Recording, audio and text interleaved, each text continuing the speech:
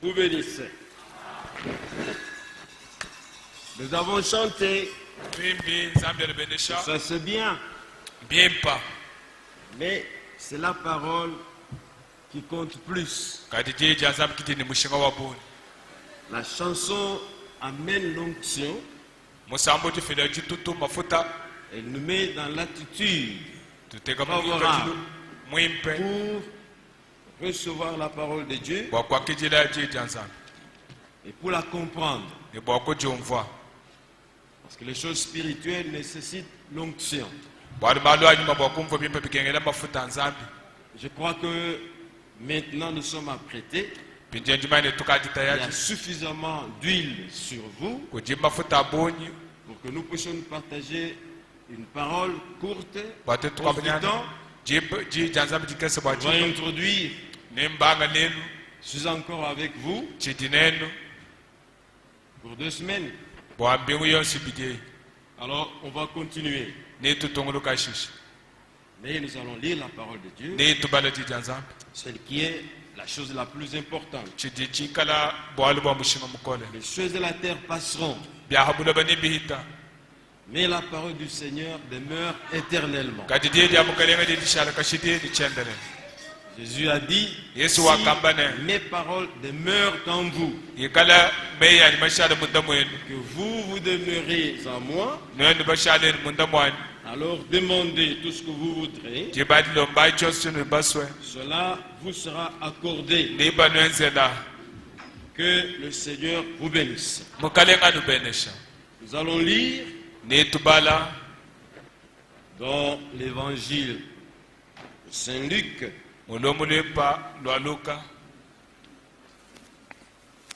son chapitre 24, à partir du verset 13.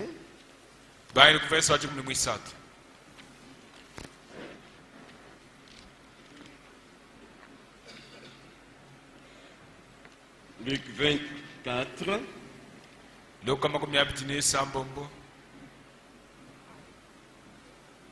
Seigneur, nous pouvons ouvrir ce livre. Nous pouvons même tourner les pages. Nous pouvons même lire les lettres qui sont couchées. Mais nous sommes incapables de comprendre.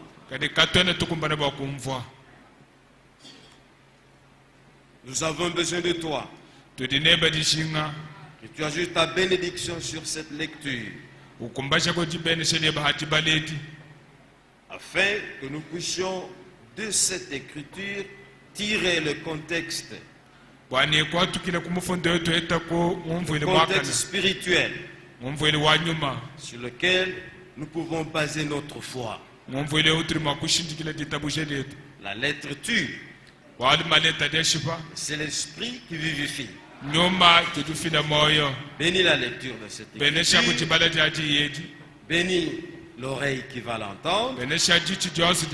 Apprête notre cœur pour recevoir, et notre âme aussi pour croire. Nous déclarons que toute chair, tout esprit, toutes choses en ces lieux soient sous notre autorité. Au nom du Seigneur Jésus-Christ, le Fils de Dieu béni. Amen. Amen. Nous lisons dans Luc 24, à partir du verset 13.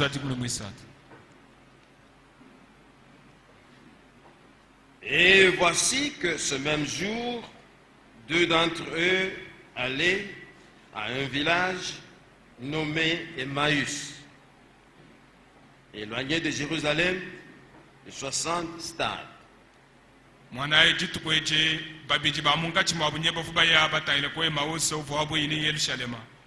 Ils s'entretenaient de tout ce qui s'était passé.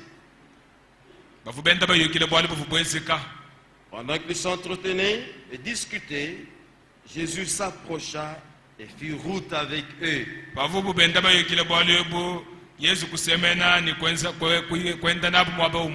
Mais leurs yeux étaient empêchés de le reconnaître.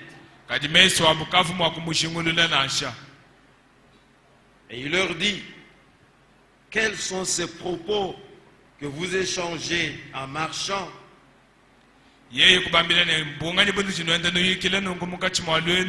Et ils s'arrêtèrent, l'air attristé. L'un d'eux, nommé Cléopas, lui répondit,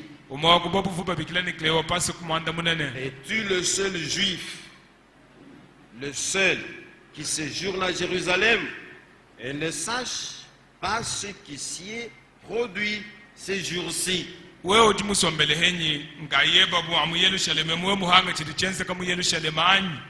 Quoi? Leur dit-il. Il lui répondit, ce qui s'est produit au sujet de Jésus de Nazareth, qui était un prophète puissant en œuvre et en parole devant Dieu et devant tout le peuple.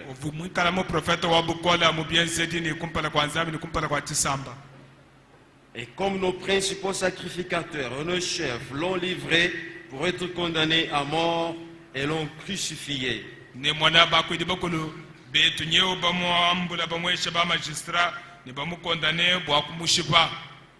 Maintenant nous pouvons nous mettre. Je vais continuer. Nous espérons que ce serait lui qui délivrerait Israël. Mais avec tout cela, voici le troisième jour que ces événements se sont produits. Il est vrai que quelques femmes d'entre nous nous ont fort étonnés. Elles se sont rendues de bon matin au tombeau et, n'ayant pas trouvé son corps, elles sont venues dire que des anges leur sont apparus et ont déclaré qu'il est vivant.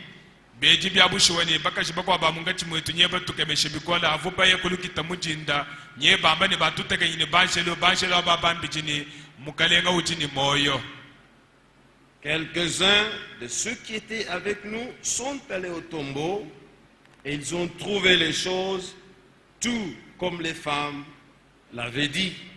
Mais lui, ils ne l'ont pas vu.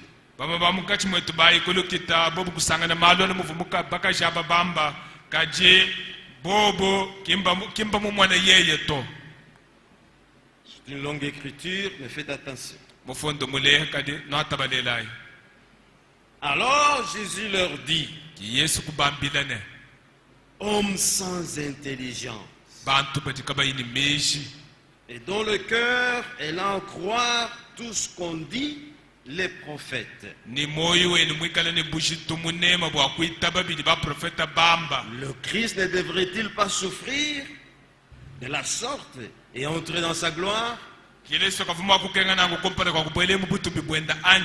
Et commençant par Moïse et par tous les prophètes, il leur expliqua dans toutes les Écritures ce qui le concernait.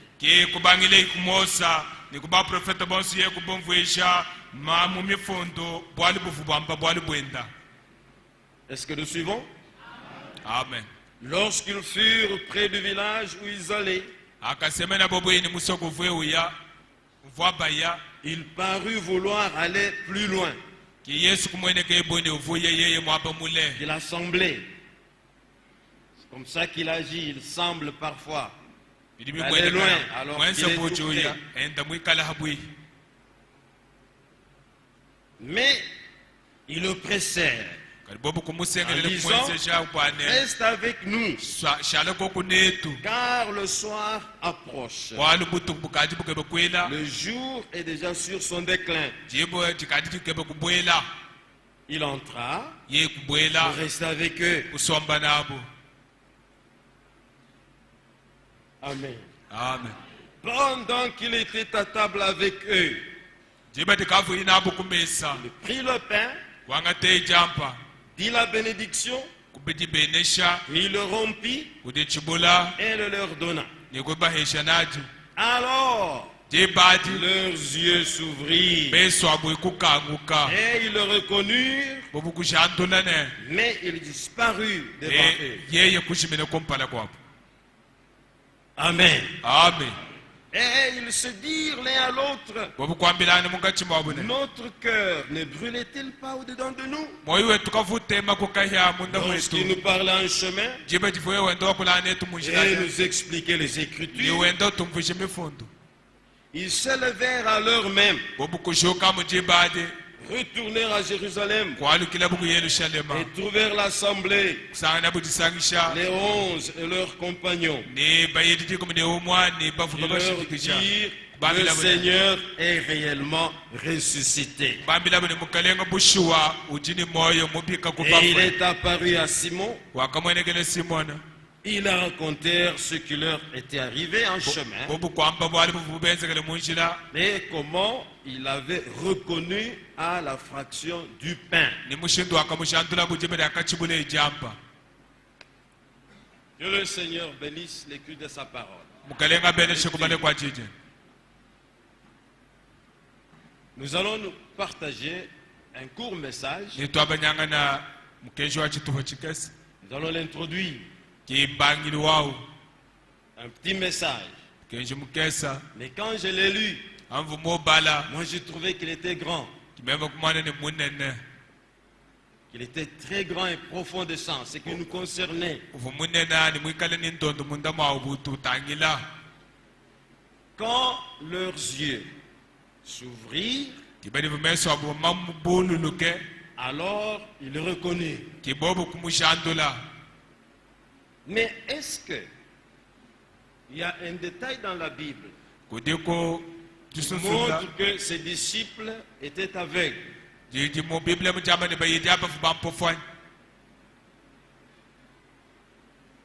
Parce que s'ils étaient aveugles, on verrait quelqu'un le conduire à la main avec un bâton pour les amener à destination. Ils n'étaient pas aveugles. Ils étaient voyants comme nous sommes ici. Avec toute leur intelligence vive. Ils étaient les hommes de bon sens. Les hommes normaux. Qui connaissaient très bien Jésus-Christ. Parce qu'ils avaient vécu avec lui. Ils avaient mangé avec lui. Pendant 3 ans et demi. Ils avaient me confessé, une grande confession, qu'il était le Messie, qu'il était le Christ, le Fils de Dieu. Mais ici nous voyons, le problème ce n'est pas de connaître, mais de le reconnaître. C'est ça la vraie. C'est pas de connaître. Vous connaissez ce que les prophètes avaient dit. C'était avec Jésus. Jésus lui-même leur avait donné la parole. Il avait même loué le Père. Je leur ai donné toute la parole. Ceci que tu m'as donné, garde-les dans ta puissance. En ton nom que tu m'as donné. Ils ne sont pas du monde. Ils sont d'en haut. Mais après la mort de Jésus, voilà comment Jésus change de langage. Il les appelle fous. Les gens de peu d'intelligence, c'est-à-dire fou. En anglais, foolish. En anglais, si tu me dis foolish, je vais te cogner. Foolish. Mais pourquoi les appeler fous? Il était avec eux. Il parlait des événements comme nous en parlons aujourd'hui. Le pasteur a passé tout le temps ici parlant des événements moderne. Et le plus récent, c'est celui de Jérusalem. Nous parlons de ces événements. Il parlait aussi de ces événements avec beaucoup de peine. De Jésus, voilà ce qu'ils ont fait. Mais écoutez, pendant qu'il parlait, il n'avait pas l'assurance.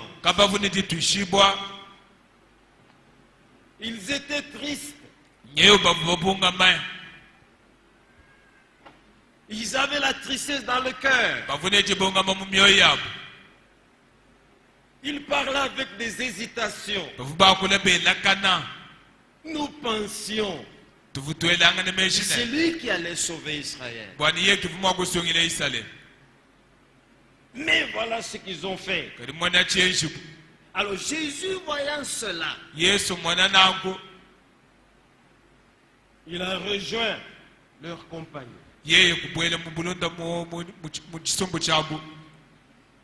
Pourquoi? Parfois nos conversations, il faut faire attention à nos conversations. Il y a des conversations qui appellent Jésus dans notre compagnie. Il y a des conversations qui chassent Jésus de notre compagnie. Si nous parlons trop de politique, ces histoires ne nous concernent pas. Mais ce qui nous concerne, c'est quoi? Il a plu à notre Dieu de nous donner son royaume. Nous ne sommes pas de ce monde. Nous sommes des passagers. Nous sommes des pèlerins. Alors, nous devions plus parler de notre pays, des choses qui nous concernent, des choses qui concernent notre chrétienté. Je vais ouvrir une parenthèse. Ici, le pasteur nous avait montré comment les religions se sont divisées, se sont partagées. Jérusalem. Mais parmi toutes ces religions-là, il y a une seule religion. Une seule religion dont le fondateur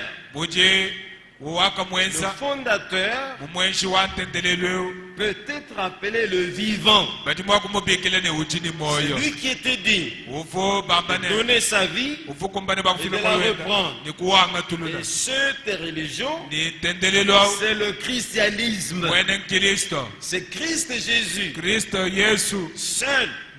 Parmi les fondateurs de toutes les religions, il était digne de prouver qu'il était vivant. Il pouvait donner sa vie et la reprendre. C'est pourquoi nous, en tant que chrétiens, nous sommes fiers. Nous sommes dans l'assurance. Il nous a montré par sa résurrection, par sa victoire, si nous mettions notre confiance en lui, même nous aussi, nous vaincrons la mort. Il a dit, mon église, bâtie sur ce rocher, sur cette pierre, même le séjour des morts. Le séjour des morts ne prévaudrait pas contre elle. C'est pourquoi nous sommes fiers, nous sommes contents, nous avons l'espérance qu'en mettant notre foi en Jésus-Christ, Jésus que la parole nous a révélé, comme le Jéhovah de l'Ancien Testament et le Dieu de ce Nouveau Testament, le même hier, aujourd'hui et éternellement. Mais si nous basons notre foi en lui, nous ne serons jamais déçus. Nous ne serons jamais perdus. C'est pourquoi aujourd'hui à Jérusalem, Dieu va revendiquer. Il va revendiquer la parole faite chair. Il va revendiquer le christianisme. Il va revendiquer sa parole. Ça, on met de côté. Revenons à nos moutons. Quand leurs yeux étaient ouverts, alors ils l'ont reconnu. Ils n'étaient pas aveugles. Ils étaient des voyants comme nous. Mais il y a quelque chose qui leur manquait. Ils étaient aveugles à ce que le Seigneur leur avait dit. Ils étaient aveugles à l'écriture, aux écritures. C'est pourquoi il les a appelés fous. Parce que quand on se détache de l'écriture, on ne peut pas comprendre le plan de Dieu. Quand on abandonne les écritures, on marche dans la folie. C'est pourquoi il leur est apparu pour les ramener vite. Dis, mais pourquoi vous, les hommes de peu d'intelligence, pourquoi vous ne pouvez pas vous rappeler de ce que le prophète avait dit, de ce que Moïse avait dit, de ce que les psaumes avaient dit concernant ma personne? Alors, ils ne le reconnaissaient pas, mais ils le connaissaient. Écoutez bien le message que je vous apporte. Comme nous connaissons très bien Jésus, nous connaissons le message, nous connaissons les promesses, nous en parlons très bien.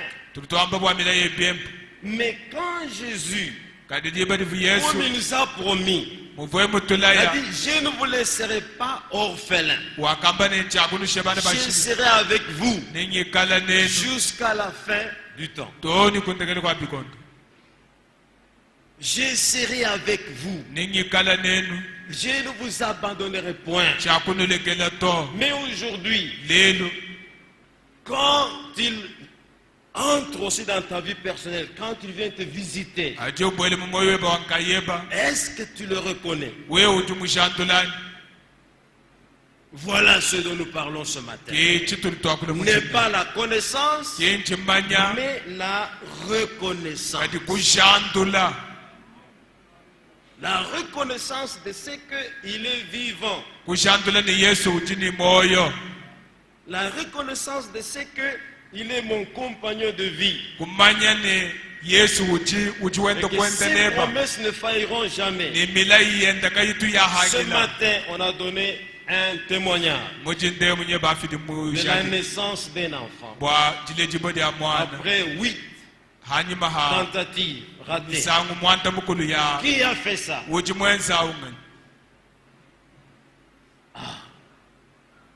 Maintenant, si vous regardez au médecin, vous regardez à l'hôpital, vous allez échouer de le reconnaître.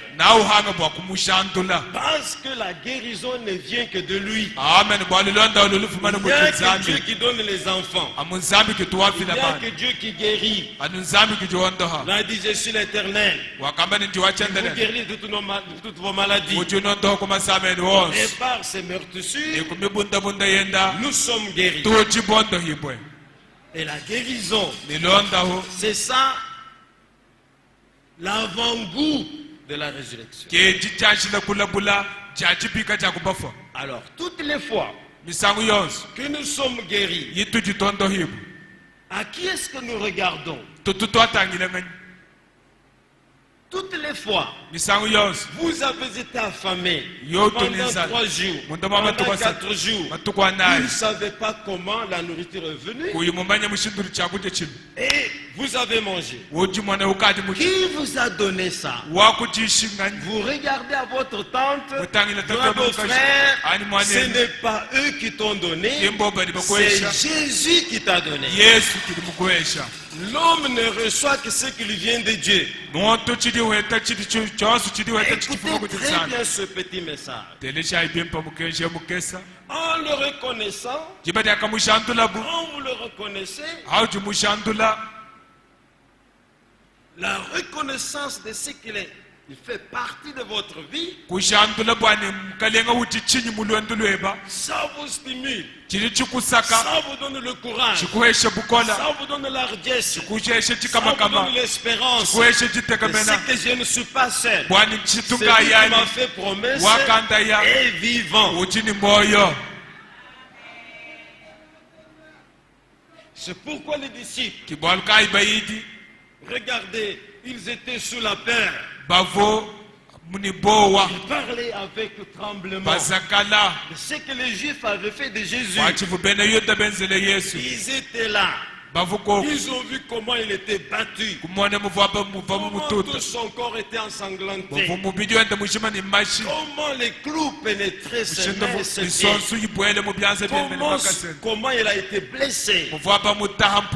L'eau a coulé jusqu'à ce ils en parlaient. Ils connaissaient très bien. Et ils en parlaient avec beaucoup de tristesse. C'est ce que Jésus ne voulait pas. Il ne voulait pas qu'il parle avec tristesse. Parce que leur conversation était contre le plan de Dieu. Au contraire, ils devraient se réjouir. Il est ressuscité. Il est avec nous. Comme il nous avait promis, comme le prophète le disait, comme la loi le disait, qu'il souffrirait et que le troisième jour, il retrouverait la vie, il ressusciterait. Il était vivant parmi eux selon l'écriture. Mais eux avaient lâché un tout petit peu l'écriture. C'est pourquoi Jésus est venu. Et vous, de quoi parlez-vous? Et il était avec eux dans la chair, mais il ne veut pas le reconnaître. Nous parlons de ce Jésus de Nazareth. Nous savions qu'il c'est lui qui allait nous sauver, c'est lui qui allait sauver Israël. D'ailleurs, les femmes sont venues nous raconter qu'il était ressuscité. Jésus en avait vraiment la peine. C'est pourquoi il les appelait fous, des gens de peu d'intelligence. Pourquoi il ne peut pas voir ce que le prophète a dit? Et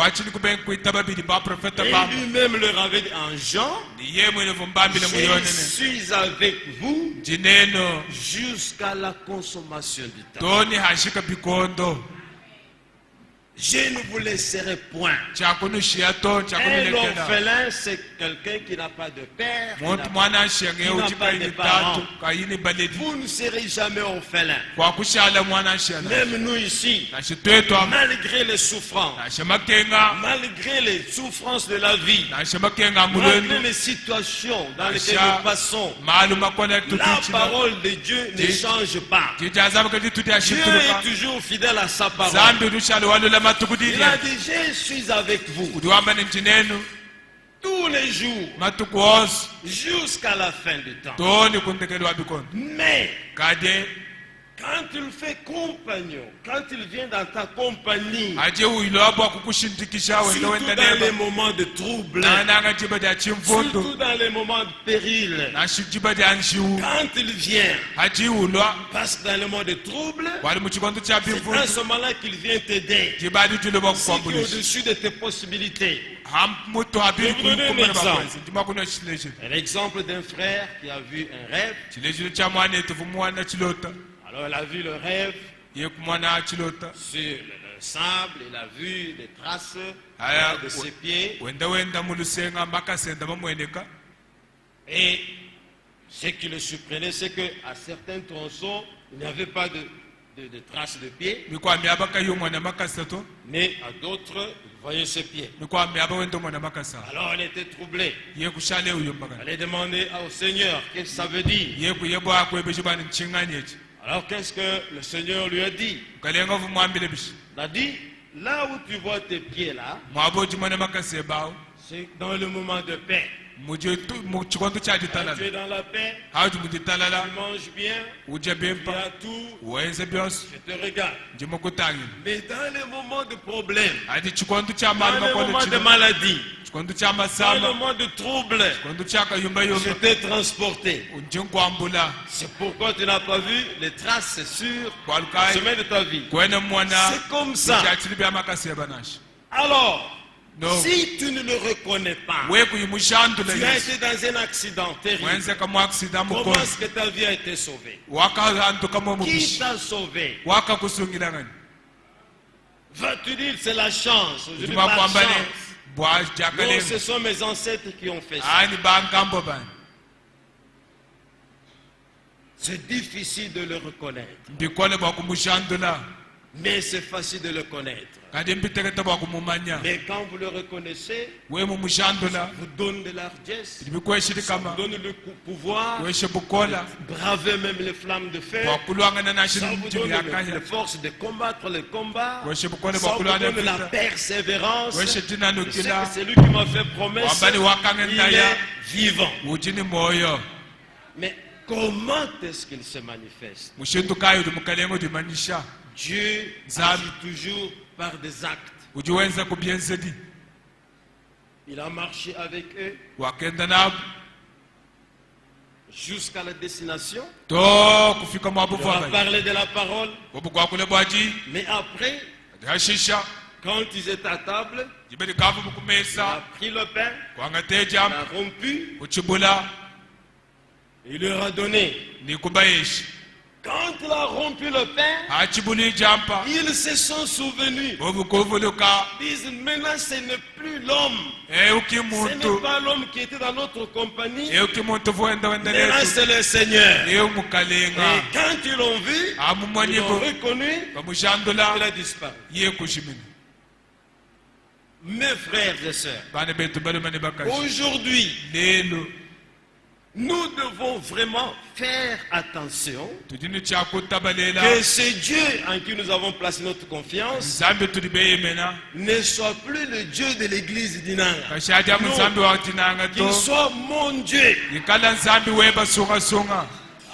Il est mon Dieu personnel. Je le connais et je le reconnais. Je l'ai reconnu. Si vous ne croyez pas ça, qu'il a fait des promesses qui seraient avec nous, qu'il prendrait part à notre vie, et il a même dit, le monde ne me verrait pas, mais vous me verrez. Jean 14, verset 18.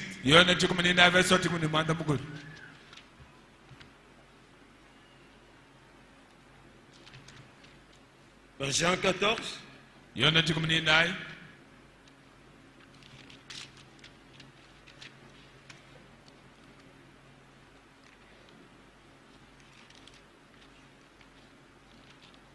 la Bible dit ceci.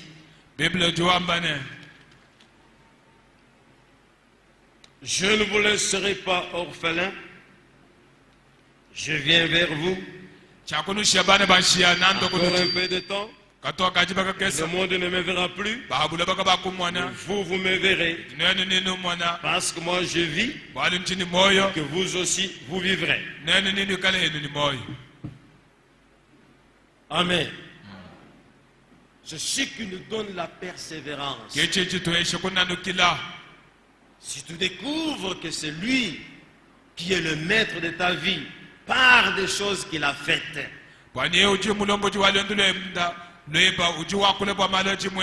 Tu n'avais pas d'enfant, il t'a donné des enfants. Tu étais malade, il t'a guéri. Tu n'avais pas de boulot, il t'a donné le boulot. Mais est-ce que tu sais que c'est lui qui l'a fait? Parce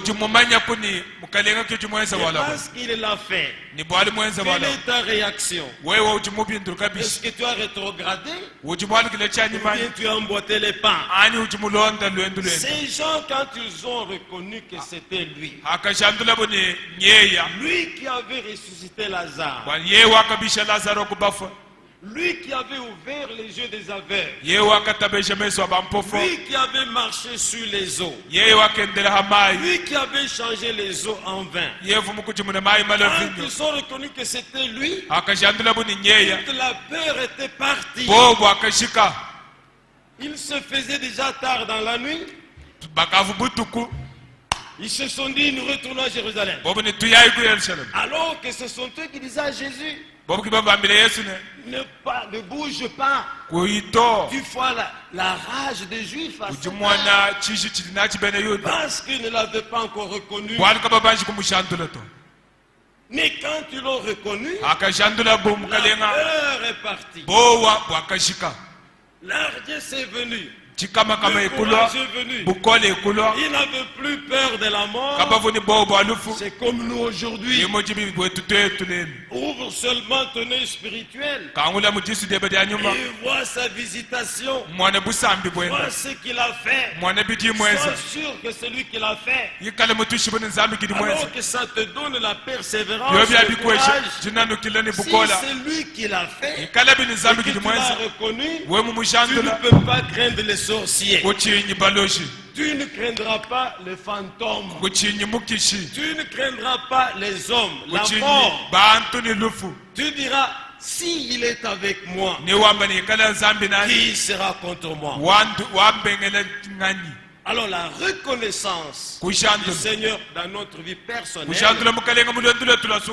nous donne la persévérance. Ça nous donne de nous corriger.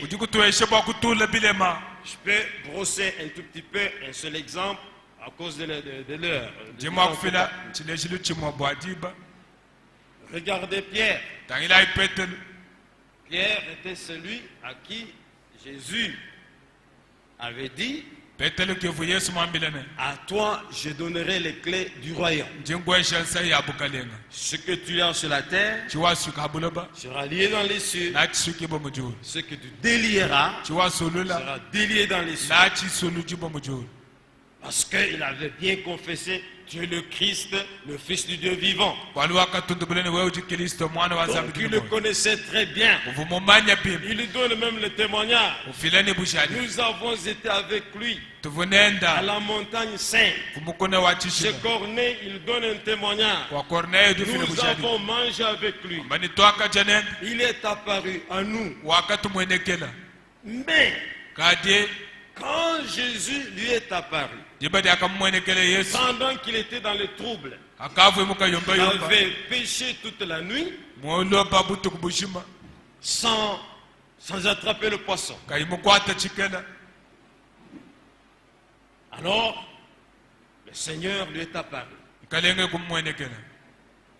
pour l'aider,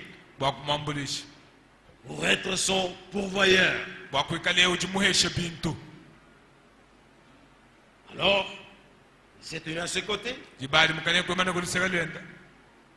Et il a entendu comment il se plaignait. On a été ici toute la nuit. Mais non, écoute, mets ton filet ici, de l'autre côté.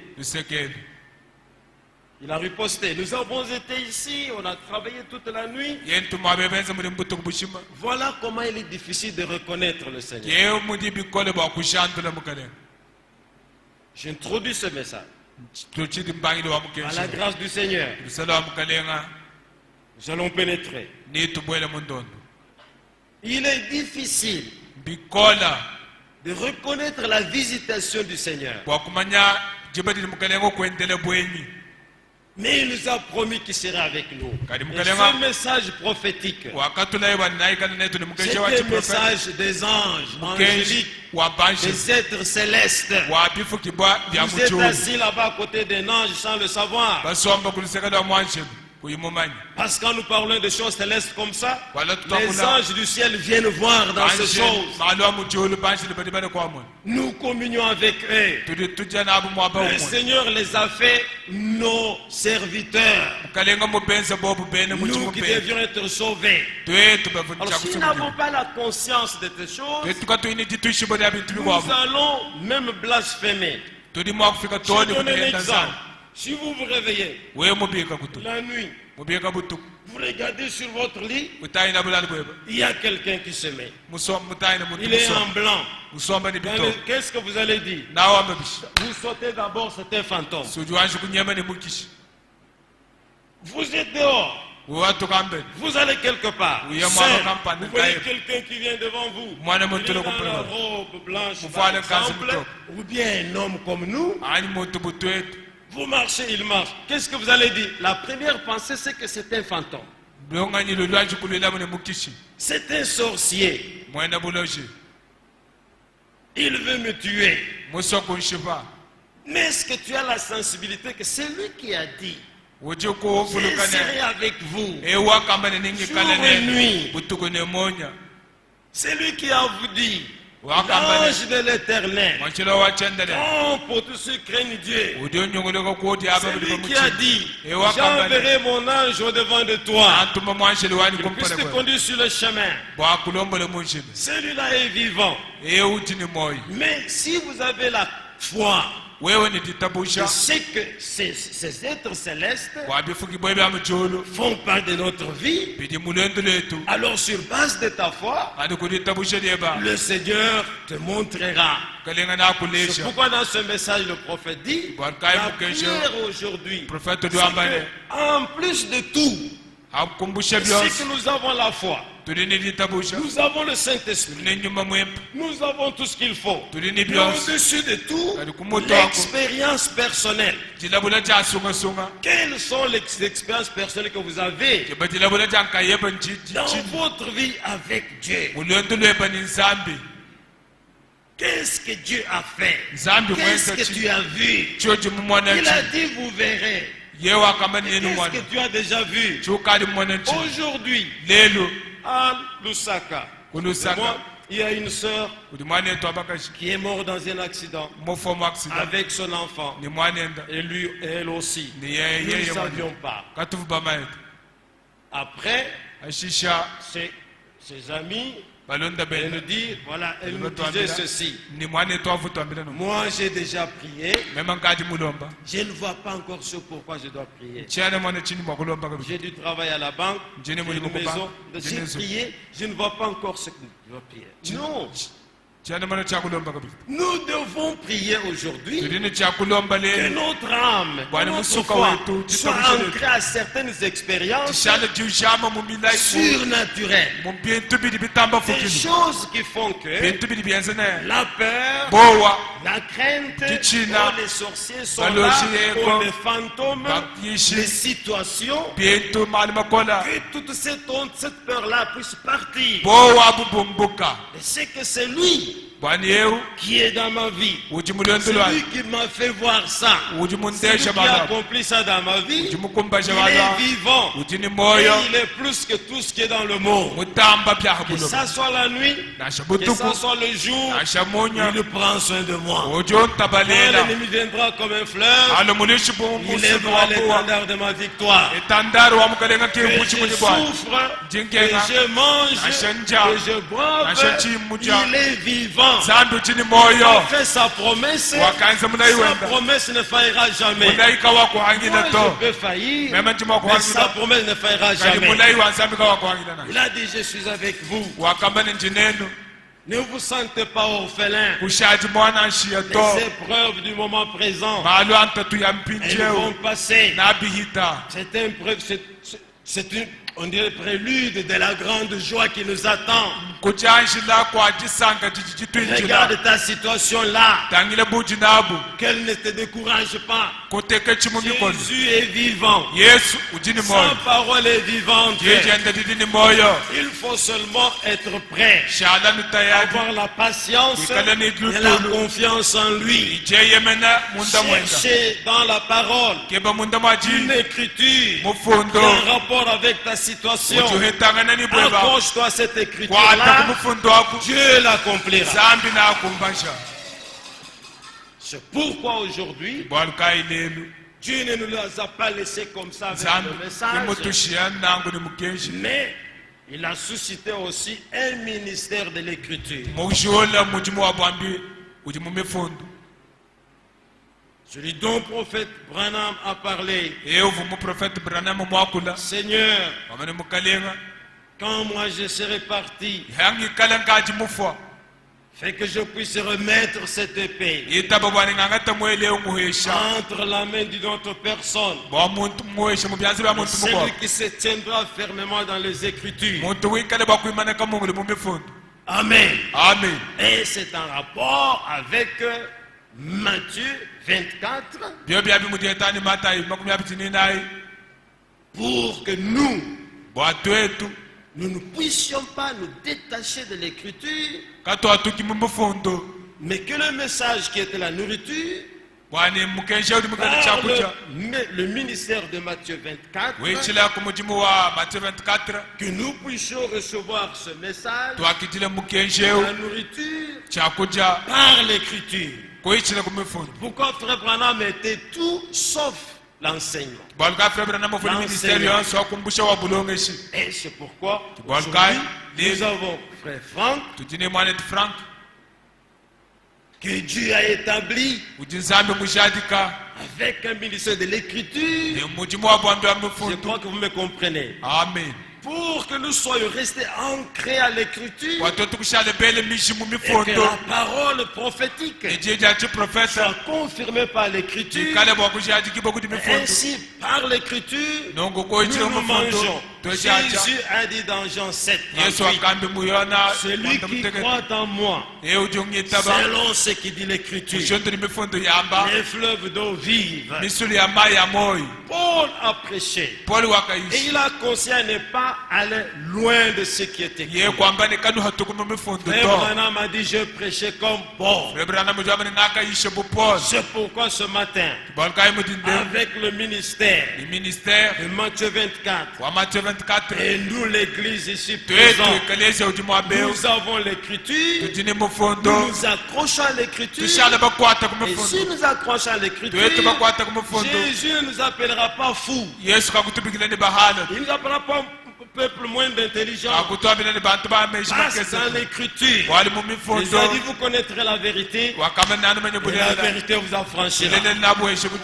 Loin de l'écriture, ce sont des opinions. Pourquoi ici, nous sommes sûrs que quand Jésus viendra, comme nous voyons les événements qui se mettent en place aujourd'hui, quand le Seigneur viendra, parce que nous avons l'écriture, il n'y a rien qui va nous reprocher.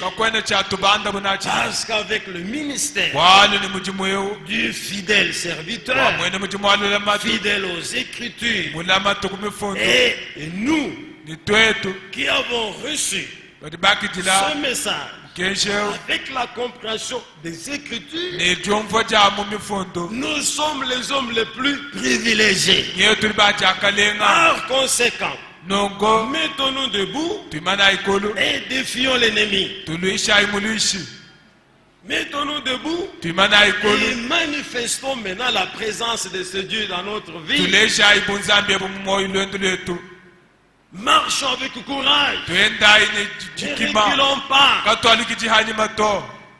Dieu soutient chaque chose par sa puissante parole. Il a appelé les apôtres fous parce qu'ils avaient lâché à c'est pourquoi ils avaient commencé à trembler. Ils ont commencé à hésiter. Mais nous ne pouvons pas hésiter. Bientôt là, nous allons bien comprendre ce qui se passe à Jérusalem. Par le ministère de Matthieu 24. Et notre foi sera encore très établie. Et avec notre écriture, avec la foi, qui est basée sur ce qui est écrit, nous avançons. Nous ne regardons pas les obstacles. Nous ne regardons pas les souffrances. Nous nous repentons. Nous nous aimons. Nous nous réconcilions. Notre seul ennemi, c'est le diable. Notre seul ennemi, c'est l'incrédulité. Notre seul ennemi, ce sont les œuvres de la chair. Mais si les paroles du Seigneur demeurent en nous, et que nous demeurons en lui, nous serons plus que vainqueurs. Que le Seigneur vous bénisse. Nous allons continuer prochainement.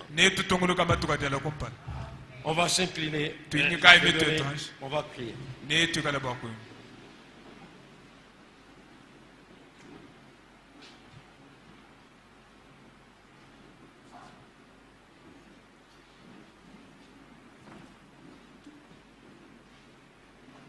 Notre Père Céleste, merci pour cette occasion que tu nous as donnée. Notre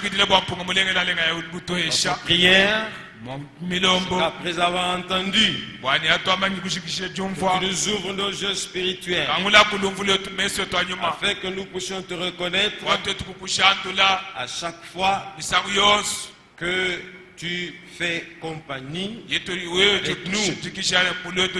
À chaque fois que tu nous visites, comme tu as dit, je viendrai vers vous. Le monde ne me verra pas, mais vous me verrez. Accomplis les choses de tes promesses. Guéris les malades. Délivre les possédés. Seigneur, décante les situations difficiles. Nous savons que les temps sont difficiles. Ce qui est difficile à l'homme est facile à Dieu. Fais vraiment que nous ayons la conscience ce matin. C'est que celui qui nous a fait promesse est vivant. Malgré les situations, malgré les temps et circonstances difficiles de la fin des temps, révèle-toi en nous. Ouvre nos yeux spirituels. Donne-nous encore la foi, afin que dans tout ce que tu fais pour nous, dans tout ce que tu feras pour nous, que nous puissions te reconnaître. Et si nous te reconnaissons, Seigneur, notre foi sera plus affermie. Nous marcherons de victoire en victoire, de lumière en lumière, jusqu'à ce que nous vaincrons la mort et nous verrons la gloire.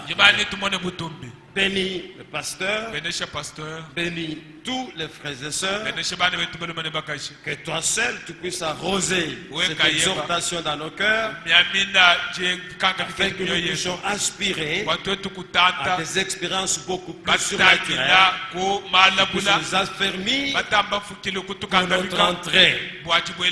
Merci Seigneur. S'il y en a qui étaient abattus dans leur âme, réconforte-les.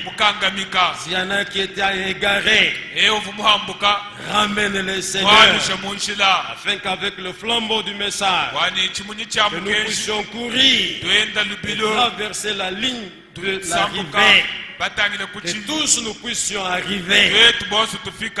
Et ce n'est ni par la force, par la puissance, mais par ton esprit.